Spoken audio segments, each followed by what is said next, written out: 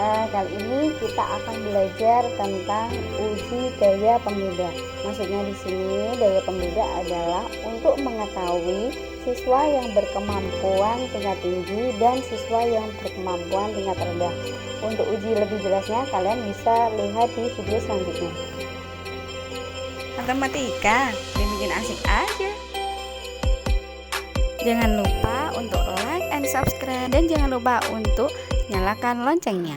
Oke, kali ini kita akan belajar tentang daya beda.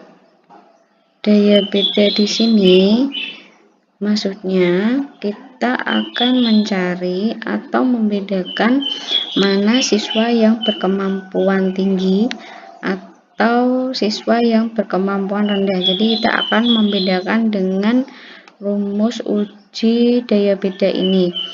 Ini saya memiliki datanya sama kayak kemarin, yaitu ada 31 siswa. Kenapa saya memakai data yang ganjil? Soalnya dari awal kita sudah menggunakan data ganjil. Kalau kita menggunakan data genap, berarti dari awal uji validitasnya kita juga harus menggunakan data yang genap. Saya misalkan contohnya yang kayak kemarin saya kan ganjil, berarti saya teruskan ke ganjil. Dan rumusnya gimana, Bu? Rumusnya juga sama, kita terapkan sama sesuai dengan rumus tiap-tiap uji. Oke, jadi tidak ada yang membedakan, rumusnya itu sama, mau itu datanya genap atau ganjil.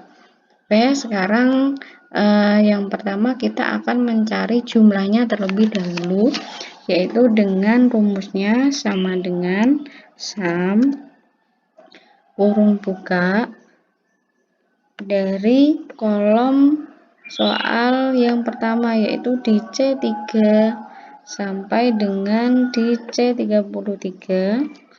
Kemudian kita enter. Lalu kita drag sampai di soal yang terakhir. Nah, untuk mencari jumlah Y ini juga sama rumusnya, yaitu sama dengan sum kurung buka.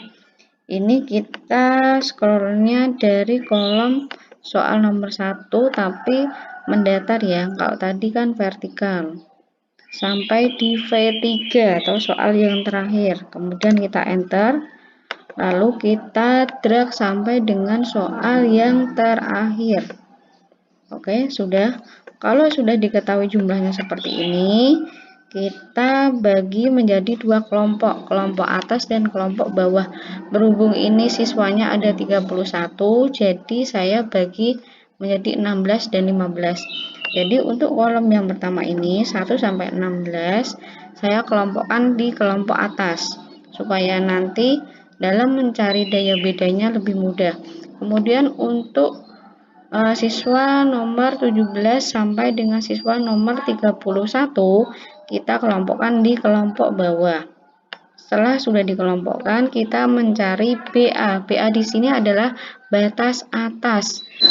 Oke, untuk mencari batas atas berarti kita langsung masukkan rumusnya sama dengan sum kurung buka dari soal yang pertama sampai dengan siswa yang ke-16. Kemudian kita kurung tutup, kita enter. Lalu kita drag sampai dengan soal yang terakhir. Oke, sudah. Kemudian yang BB ini adalah batas bawah. Rumusnya juga sama dengan sum kurung buka, berarti tadi di siswa yang ke-17. Kita enter. Kemudian kita drag sampai dengan soal yang terakhir. Sudah. Kemudian CA ini adalah jangkauan atas, jadi atau jumlah kelompok yang atas, yaitu ada 16, kita tulis saja 16. Kemudian kita kopikan saja. Oke, untuk mencari CA ini adalah jumlah atas atau jumlah kelompok atas atau jangkauan atasnya. Tadi ada saya bagi 16 dan 15, berarti ini yang CA nya adalah 16, kita kopikan.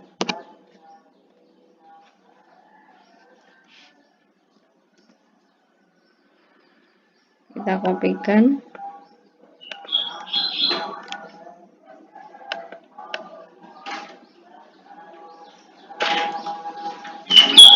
Oke, sudah, berarti kita tinggal mencari jangkauan bawahnya. Berarti tadi ada 15 anak, berarti tinggal kita kopikan sampai di soal yang terakhir. Oke, sudah. Sekarang kita masuk ke mencari daya bedanya, yaitu rumusnya sama dengan ini. Tadi batas atasnya yang pertama, kemudian dibagi dengan jumlah kelompok atasnya juga. Seperti ini. Kemudian kita kurangi dengan batas bawah dibagi dengan jumlah kelompok bawah. Kemudian kita enter. Lalu kita drag sampai dengan soal yang terakhir. Oke, sudah diketahui semua, berarti daya bedanya ini. Oke, untuk mencari kriterianya, kita bisa melihat interpretasi atau penafsiran DP-nya ini, daya pembedanya ini. Kita bisa masukkan rumus, yaitu sama dengan if kurung buka, kita klik di D yang pertama, kemudian kurang dari 0, kemudian titik koma, kemudian tanda petik 2, kita tuliskan kriterianya sangat jelek, kemudian tanda petik 2, titik koma lagi, kita tulis if lagi, kemudian kita klik di D yang pertama lagi, kita tuliskan kurang dari sama dengan 0,2, kemudian titik koma, tanda petik, kita tuliskan kategori jelek, kemudian titik koma lagi, kita tuliskan if, kemudian kita klik yang di D yang pertama, kurang dari sama dengan 0,4, titik koma, tanda petik 2, kita tuliskan cukup, kemudian titik koma, kemudian kita tuliskan if, kita klik di D yang pertama, kemudian kurang dari sama dengan 0,7, titik koma, kategori baik, kemudian titik koma lagi, tanda petik 2, baik sekali. Kemudian kita akhiri dengan tanda kurungnya 4. Kita enter. Oke, sudah diketahui kriterianya baik. Kemudian kita drag sampai dengan soal yang terakhir. Oke, berarti diketahui kriterianya ada baik, cukup, sampai dengan soal yang terakhir.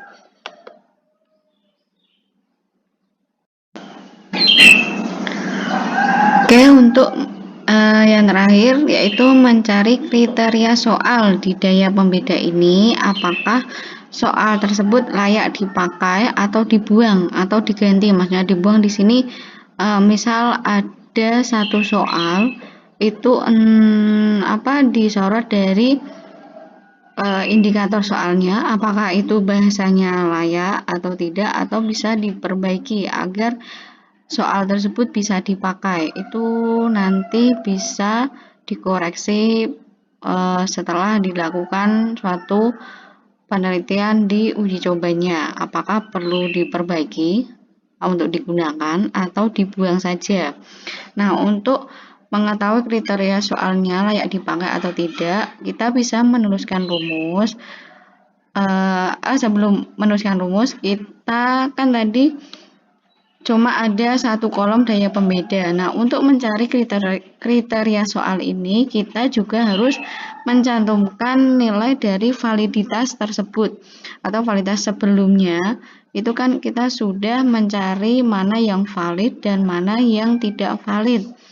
Nah, dari kriteria valid dan invalid ini kita bisa menarik kesimpulan di kriteria soal untuk daya pembedanya. Kita masukkan rumusnya sama dengan if, kemudian kurung buka, kita tulis OR di sini, OR atau OR ini di sini untuk mencari kriteria soalnya pakai rumusnya itu. Kemudian kurung buka, kita tuliskan sesuai yang di sini. Misal dari awal kriterianya valid dan tidak valid, berarti nanti di sini di kriteria soal daya pembeda nulisnya juga tidak valid atau valid. Nah, berhubung saya di sini menggunakan invalid dan valid, berarti saya pakainya invalid atau valid. Kita klik di kriteria soal yang pertama yaitu valid ini C44. Saya klik, kemudian saya klik sama dengan tanda petik 2. Saya tuliskan invalid. Seperti ini karena dari awal saya sudah menggunakan valid dan invalid. Kemudian tanda petik 2 lagi, kurung tutup, kemudian titik koma, tanda petik 2, ini dibuang ya, dibuang. Kemudian tanda petik 2, titik koma, tanda petik 2, dipakai. Jadi apakah soal itu dibuang atau layak dipakai? Kita tuliskan di sini rumusnya. Kemudian kita akhiri dengan tanda kurung tutup, kita enter. Oke, berarti untuk soal nomor 1, kriteria daya pembedanya adalah baik dan layak dipakai. Seperti itu. Untuk menentukan apakah soal itu layak dipakai atau tidak, kita harus mengujinya mulai dari validitas sampai dengan daya pembeda. Baru dapat kita simpulkan bahwa soal itu layak dipakai atau dibuang atau diganti. Seperti itu ya. Kemudian kita drag sampai dengan soal yang terakhir. Oke, di sini ada dipakai, ada juga yang dibuang. Oke, seperti ini. Jadi dibuang ini dengan kriteria cukup, tapi daya pembedanya skornya adalah 0,27. Jadi nanti ini bisa direvisi, entah itu dari indikator soalnya atau dari bagian penyelesaian soalnya, seperti itu. Atau bisa dibuang ya dihapus. Atau kalau misal dari validitas ahlinya mau minta diganti ya bisa diganti sesuai dengan